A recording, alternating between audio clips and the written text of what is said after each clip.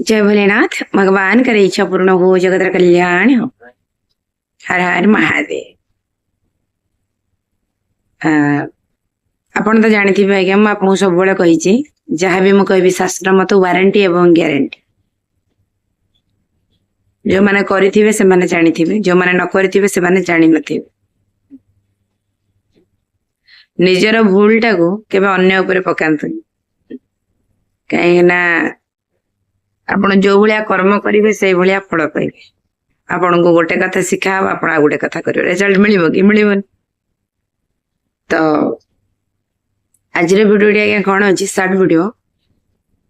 ଆପଣ ଜାଣିଥିବେ ଲକ୍ଷ୍ମୀ ଆଉ ଅଲକ୍ଷ୍ମୀ ଦୁଇ ଜଣ ଯାକ ମା ସାନ ବଡ କିଏ ନା ମହାଲକ୍ଷ୍ମୀ ହଉଛନ୍ତି ସାନ ଭଉଣୀ, ଲକ୍ଷ୍ମୀ ମହାଲକ୍ଷ୍ମୀ, ଅଲକ୍ଷ୍ମୀ ମା ହଉଛନ୍ତି ବଡ ଭଉଣୀ।